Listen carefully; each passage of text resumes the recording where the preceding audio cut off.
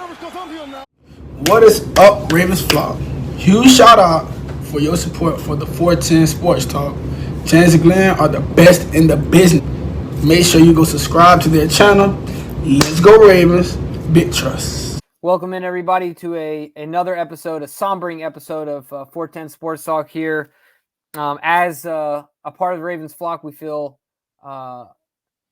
deep concern and condolences to the family of Jaylon Ferguson. Of course, by the title, that's what we're here to talk about. Found out waking up this morning, at least myself, that Jaylon Ferguson had tragically passed away.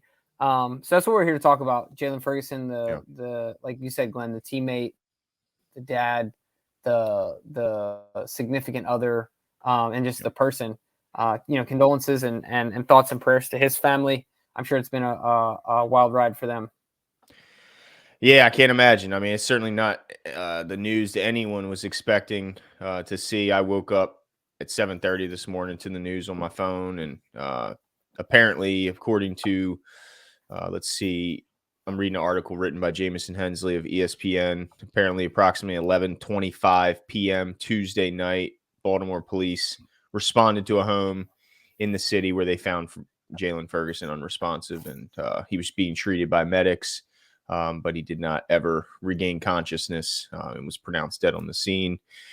26 years old, Jimbo, third-round pick in 2019.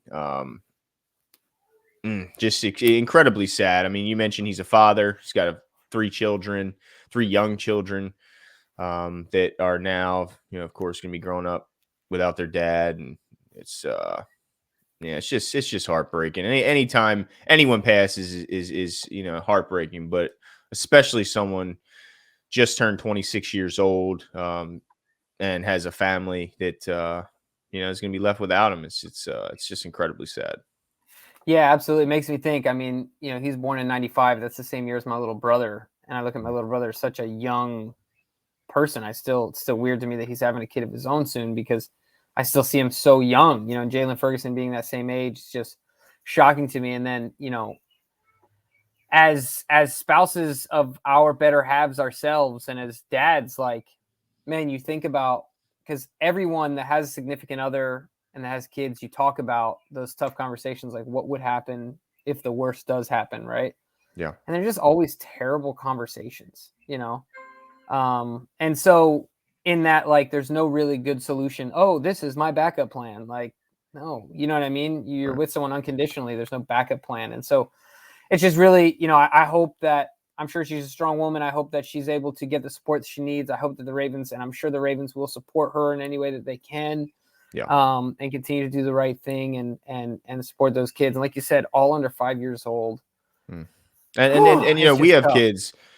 I mean, that's the one thing, once you become a parent is you feel that sense of responsibility to not leave your kids. I mean, they're looking up to you. And so to see that, unfortunately, that's the case it's really sad. And I was reading through Twitter, obviously the players, his teammates, former teammates and current, expressing their remorse and just talking about him as a guy. And it was just, man, it was tough, man. I mean, seeing Tony Jefferson talk about how Ferguson was the most genuine guy he's ever been around, that he would see him every day, working hard.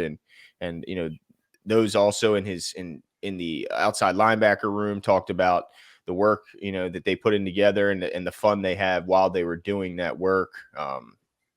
It's just really sad, man. I mean, it's something. Now, I'm hopeful. This is an organization that kind of prides itself in being a family atmosphere and treating each player like the person, man, father, husband that they are. And I anticipate, the class act that is Steve Bisciotti and the rest of the Ravens organizations to step up and certainly do what they can to support his family, his children. I think that it's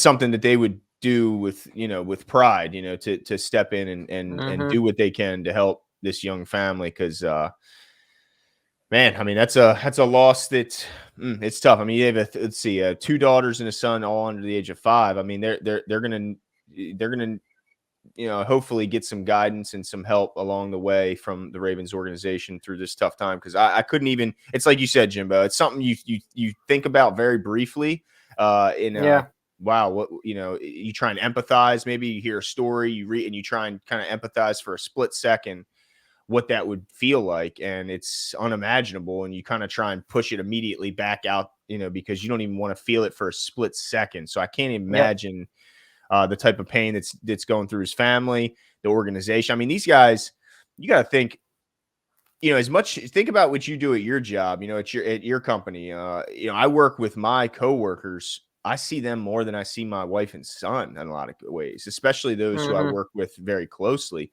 I spend 40 hours a week with these people. So NFL football players do even more than that, especially during the season. I mean, it's 7 days a week. All they do is spend time with each other. So I can't imagine the type of loss that's going through the building right now, the type of gut punch that, that they've gotten. So yeah, just really condolences to the whole Ravens organization and obviously Ferguson's entire family and friends. Absolutely. We encourage you guys to obviously leave your positive messages as you feel so inspired there below. Thoughts and prayers out to the Ferguson family. We would ask you guys to do the same. That's it for us, guys. We'll be back soon.